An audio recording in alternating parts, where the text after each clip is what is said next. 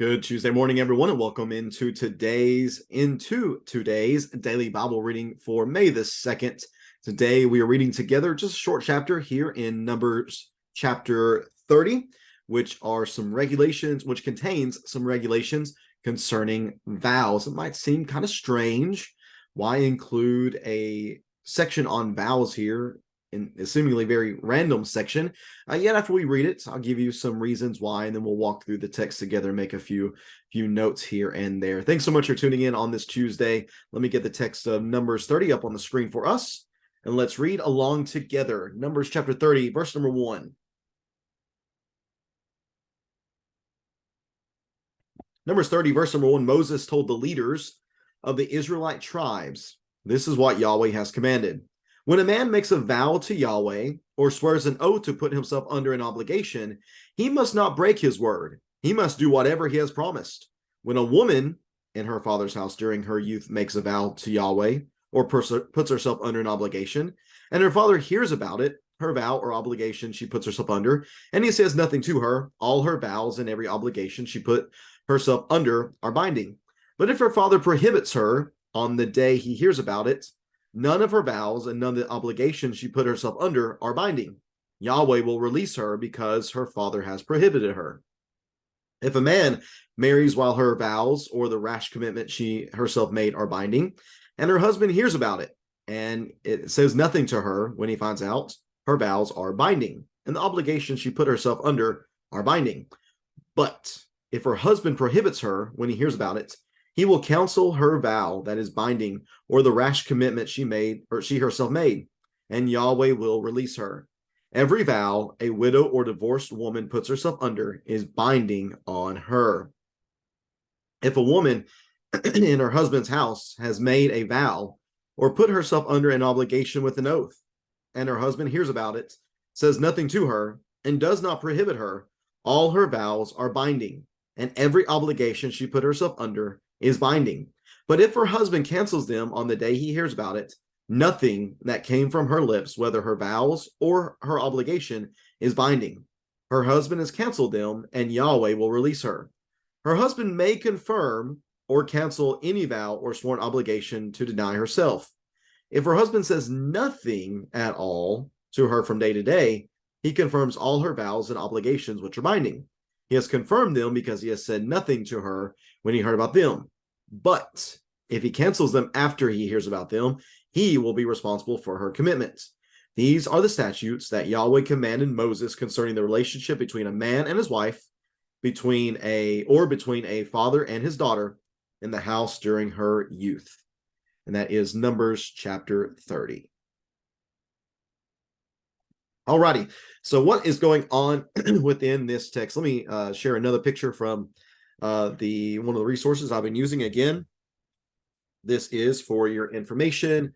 I'll put that up on the screen for you. Maybe you can see that. Leave that up there for just a second. There we go. Actually, you know what? Let me unshare this. That way you're not looking at a little bitty tiny picture. There you go. In case anybody's interested in this particular resource, here it is right here. All right, that is the Tyndale commentary. Wenham, I believe, is the author of that particular commentary. Here's a table from his particular book, just kind of breaking down these 6 different instructions, 6 different cases, you might say, of vows that are being made. Number 1, what is a vow? What is a vow? I think there's a good definition within Wenham's work. Again, it says the vows either took the form of a promise to give something to God, usually a sacrifice, or a pledge to abstain from something. So there is a positive way this could be carried out, and there is a negative way in which it could be carried out. It is a vow to do something or a vow to not do something. You might be wondering, well, that's fine and good. I'm glad we know what a vow is, but why in the world is it mentioned here in this seemingly random section of Numbers? Well, one thing is that vows were sealed with a sacrifice. They would have been fulfilled at the temple or the tabernacle. So it makes sense then to include this in a section where sacrifices are something that is under consideration, chapters 28 and 29. Another reason possibly why it's in this section is that the next chapter, chapter 30, is a chapter, 31 is a chapter concerning war and conflict. And as we've already seen, actually, previous to this, I believe it's in Numbers 21. Let me double check that real fast. Yeah, Numbers 21 and verse number 2. Numbers 21 and verse number 2. Here Israel makes a vow to Yahweh, if you will hand this people over to us, we will completely destroy their cities. And Yahweh listens, and that takes place. So because there is war coming up within the story, here is these laws concerning vows. That could be a possible reason why it is included here within this section. But who are the people making the vows? Again, 6 different cases here. Just men who make vows. There are girls who are still under their father's household, or who are still in their father's households. There are girls who were not married whenever they made the vow, and then later became married and still had to carry out the vow. There are widows and divorcees. In verse number 9, there are wives whose husbands can void the vows. And then there is a wife that voids the vow, but there is a stipulation in which there's a penalty that is incurred because it is a broken vow. So we'll talk about those for a few moments. Skeptics have come to this chapter and have argued against and spoken bad about Scripture, saying, well, look at how chauvinistic and patriarchal this chapter is. How dare there be these ideas of a girl being under the headship of her father, or a wife under her husband. But I would just like to point out that the only individuals, or that one of the 2 individuals that are demanded to make or to carry out a vow no matter what happens is males, or are males. Males are required no matter what happens to carry out their vows. Now, of course, if it is broken, there is a sin offering that is included there. That is a broken vow before Yahweh. That's not a good thing. Now, also know in verse number 9 that widows and divorcees are also responsible for carrying out their vows. And the reason for this is because neither one of these groups, whether men or widows or divorcees, none of them are under obligation to anyone else. They're under the authority of no one else except Yahweh. In the creation order, children are responsible to their parents. So daughters are responsible to their fathers, and wives are under the headship of their husbands. So we have that dynamic working, which goes back to these other 4 cases that could be brought up here. Let's say a girl makes a vow. Again, this is a voluntary vow. What we're talking about here are voluntary vows, voluntary actions that are taking place, again, either to do something or to not do something. If a girl makes a vow and her dad finds out about it, and to him it is a reasonable vow, there's no reason that it is problematic whatsoever, he allows her to do it. But let's say that it is problematic. Let's say, for whatever reason, I'm going to exaggerate very strongly here, so please recognize that. Let's say that a girl makes a vow. She says, she prays to Yahweh, and she says, Yahweh, if my mom makes my favorite breakfast tomorrow, then I will sacrifice to you 100 bulls. Let's say she says that. And her father hears about that. Well, in that moment, he has the ability to recognize that was a foolish and rash vow. Number 1, that's just silly. But number 2, there's no ability that the family has to actually provide for that, because we have to keep this in mind as well, whether it be from the girl's perspective or the wife's perspective. They're not the ones that are going to be providing the substance for these vows. If it does come, because remember, these vows include a sacrifice. They're not going to be the ones contributing the animal for the sacrifice. That's going to be from their father or their husband's herds. So in a sense, a lot of this goes back to the husband and the father as well. And if they don't have the means to provide for that, then they can recognize that this vow should not have been made, and they have the ability under these instructions, under these statutes, for the father with the young girl. Because remember, or it's good to remember that in this culture, young ladies were married off in their early teens. So we're talking very young, pretty young. I mean, 12 and 13 and under would be under consideration in verses 3 through 15. So if they make a vow that's not carry outable, I know that's not a word, so just work with me here. If it cannot actually be carried out, then the husband or then the father has the ability to cancel that out.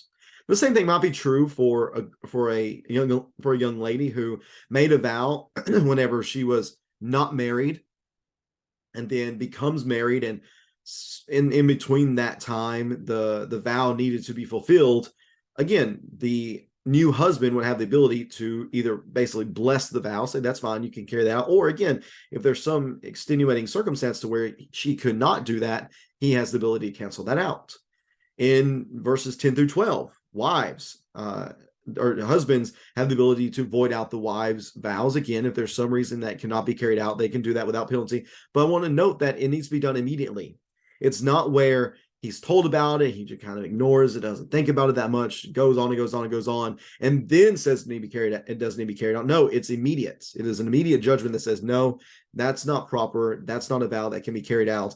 It is canceled. If the husband allows it to be carried on, then that's fine. We're good to go.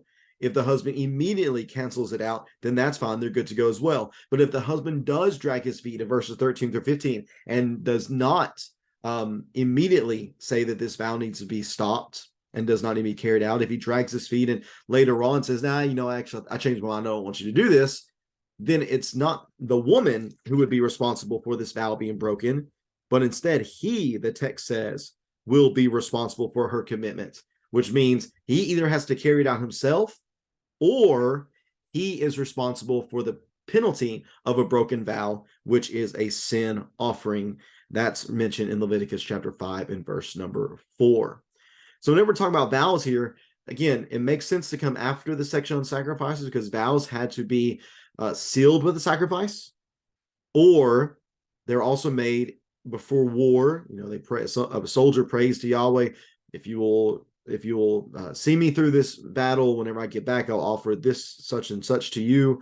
Then they could do that as well. And again, chapter 31 is going to talk about the war with Midian.